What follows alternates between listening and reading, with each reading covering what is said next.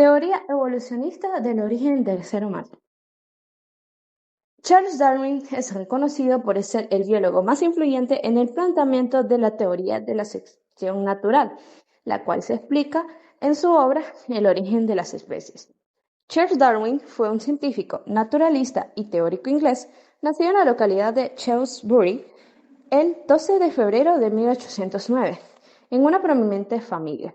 Su padre era un conocido médico y comerciante, mientras que su abuelo, Erasmus Darwin, fue también un relevante hombre de letras, naturalista y filósofo. Desde muy pequeño, Darwin sintió un interés innato por el mundo natural, lo que se tradujo en su constancia por recorrer los espacios naturales que rodeaban su hogar familiar y coleccionar muestras y ejemplares de flora y fauna.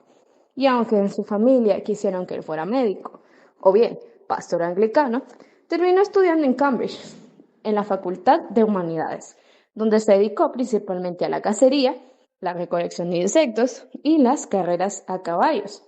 Fue durante su estadía en este lugar donde recibió la invitación para embarcarse en la expedición liderada por el capitán Robert Fitzroy en el HMS Beagle, la cual abriría paso a una cantidad de lugares y especies diferentes que ayudarían a Darwin a desarrollar sus teorías.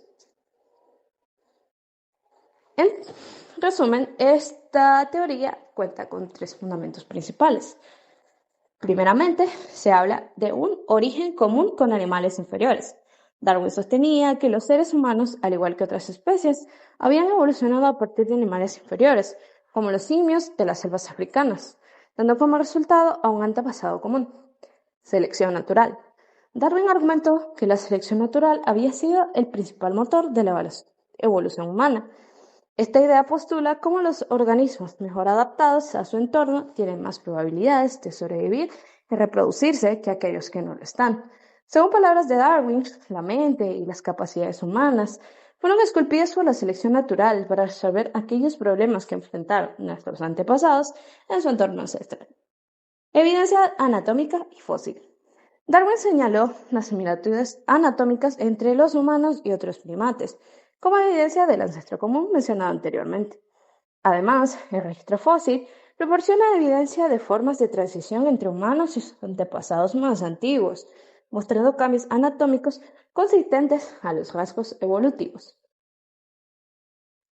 Esta teoría en sí consiste en cómo siempre se había pensado que las especies que vemos ahora eran las mismas desde la aparición de la vida.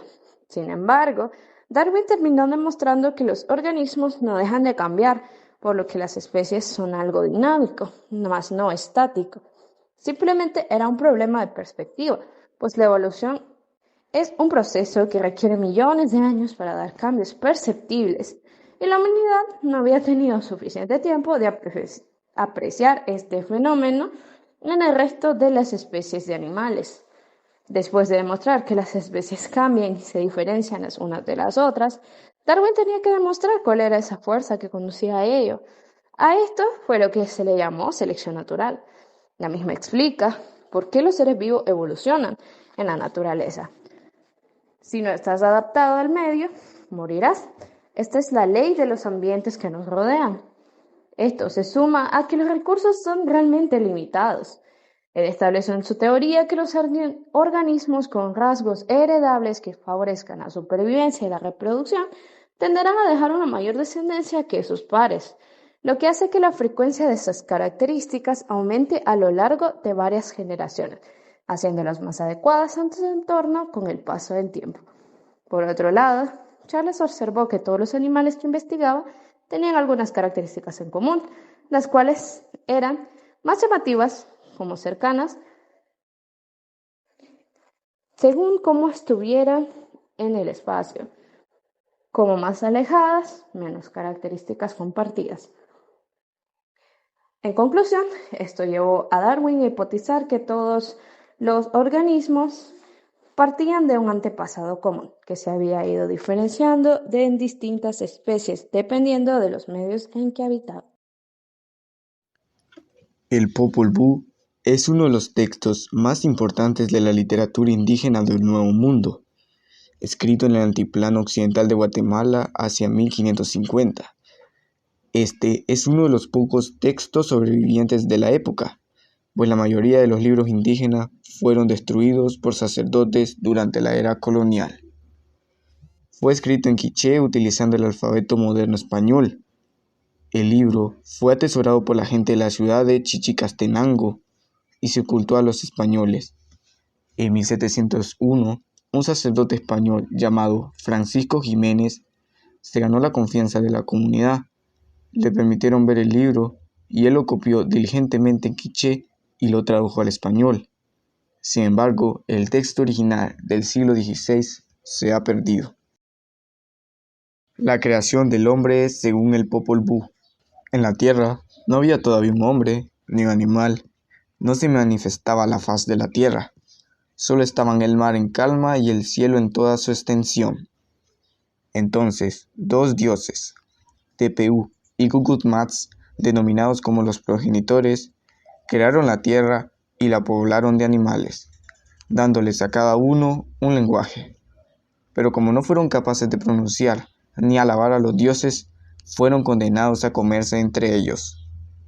Entonces los dioses decidieron crear seres que fueran obedientes y respetuosos, capaces de alabarlos. Fue así como los dioses crearon figuras humanas de barro, que hablaban pero carecían de pensamiento. Se caían, se amontonaban y se ablandaban.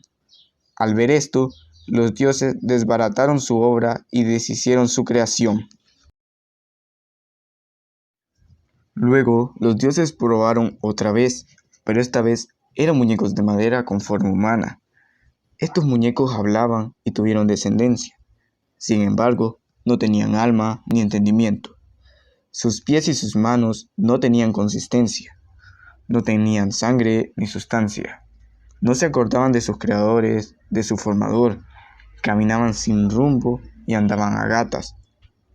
Eso a los dioses no les gustó, por lo que enseguida fueron aniquilados, destruidos y deshechos por un diluvio mandado por el dios Huracán. Los hombres de madera que sobrevivieron huyeron a los montes y fueron convertidos en monos. Es por eso que se dice que los monos se parecen al hombre. Son la muestra de una generación de hombres creados y hechos solamente de madera. Después de celebrar un nuevo consejo, se produce la creación definitiva del hombre. A partir del maíz, los dioses crearon la carne y la sangre de los primeros hombres. Esta vez funcionó, y se crearon 4 hombres, Balan Kitse, Balan Akkad, Mauktá y Equibalan. Eran hombres que hablaban, veían, caminaban y entendían todo. Sin embargo, a los creadores esto no les pareció bien. Ellos creían que eran demasiado inteligentes, casi como si fueran dioses. Entonces decidieron nublarle la vista para que solo pudieran ver lo que estaba cerca. Luego, también crearon una esposa para cada uno. Se multiplicaron, y como tenían la inteligencia capaz de comprender los secretos del universo, agradecieron su creación a los dioses. Y es así como el Popol Vuh narra la creación del hombre. El creacionismo. Esa teoría sobre el génesis del universo que explica que fuimos creados por Dios o una entidad divina. Esta teoría fue postulada por el arzobispo Ussher, conocido por sus estudios patrísticos, especialmente la cronología del Antiguo Testamento, y Gregor Cuvier, un naturalista y zoólogo francés que dedicó parte de su vida al estudio de la geología y en la que seguía la corriente del catastrofismo. Estos dos afirmaban que el origen del hombre estaba en los pasajes de la Biblia, principalmente en el Génesis. Sus ideas se mantuvieron vigentes hasta el siglo XIX y cualquier idea contraria a sus principios era considerada como una herejía y ridiculizada por la ciencia oficial que defendía las leyes bíblicas. El creacionismo tomó fuerza luego de la publicación en 1859 sobre el origen de las especies por Charles Darwin, la primera declaración sistemática de la teoría de la evolución. La mayoría de la comunidad científica había aceptado la evolución y la mayoría de las iglesias también. Pero a principios del siglo XX, algunas legislaturas estatales de Estados Unidos prohibieron la enseñanza de la evolución con el argumento de que contradecía la historia bíblica de la creación. Pero, ¿en qué consiste la teoría del creacionismo? Esta teoría sostiene que el universo, la Tierra y todas las formas de vida fueron creadas por un ser divino, comúnmente identificado como Dios, en un acto sobrenatural. Esta nos relata cómo Dios, el primer día, separó la luz de las tinieblas. En el segundo día, decidió dividir el agua del cielo del de la tierra, mares, océanos, ríos. Al tercer día, separó los mares y océanos de la tierra firme y las plantas. Al cuarto día, creó los cuerpos celestes, conocidos como el sol, luna y estrellas, de modo que puedan diferenciar el día de la noche. Al quinto día se crearon las aves y los peces. Al sexto día se crearon los animales terrestres y el ser humano, hombre y mujer, aunque la forma en la que se narran estos acontecimientos varía en función del capítulo del Génesis que empleemos. Según el Génesis primero, después de haber creado a los animales terrestres, Dios crea al ser humano, macho y hembra, a imagen suya y como culminación de su obra. En cambio, según el Génesis 2, Dios crea primero al hombre moldeándolo en arcilla. Después planta el jardín del Edén con el árbol de la vida y el árbol de la ciencia. Y más tarde da vida a los animales con la intención de que sirvan de compañía al hombre, quien les va dando nombre uno a uno. Finalmente, viendo que ninguno de los animales es semejante al hombre, le hace caer en un sueño profundo y tomando una de sus costillas, saca de ella a la mujer o varona. Para cerrar el ciclo del séptimo día, Dios bendice su creación y descansa. Los fundamentos de la teoría creacionista se basan en la creencia de que el universo, la Tierra y todas las formas de vida fueron creadas por esta entidad divina o ser supremo. Los fundamentos de la teoría creacionista se basan en la creencia de que el universo, la Tierra y todas las formas de vida fueron creadas por una entidad divina o ser supremo. Algunos de los principales fundamentos de esta teoría creacionista incluyen el primero, Dios lo creó todo. Para los creacionistas existe un principio fundamental. Dios creó el universo, la Tierra, la vida y sobre todo a los seres humanos.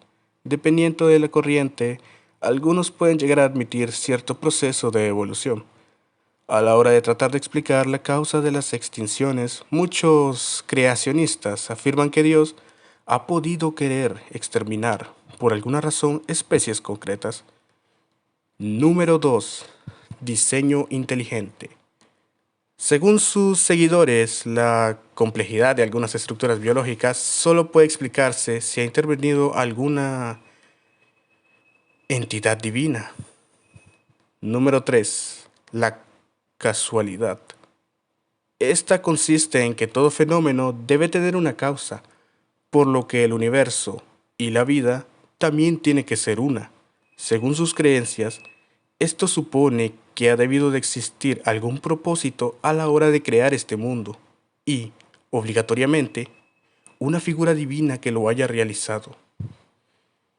Número 4. Rechazo de la evolución. Los creacionistas suelen rechazar la teoría de la evolución biológica, argumentando que contradice sus creencias sobre la creación divina. Consideran que la evolución es incompatible con la idea de un diseño inteligente y sostienen que no hay pruebas suficientes para respaldarla. Una vez que ya hemos hablado de dicha teoría, ¿qué problemas puede presentar esta teoría? Muchos expertos consideran que la teoría creacionista no tiene ningún tipo de base científica que la respalde, pues a diferencia de la biología evolutiva, esta tiene todas las características del conocimiento científico. En cambio, el creacionismo no tiene ninguna forma de poder explicar el método científico a sus creencias. Además, el creacionismo es considerado como una pseudociencia, pues es únicamente un sistema de creencias que cree tener calidad científica cuando en realidad no la tiene.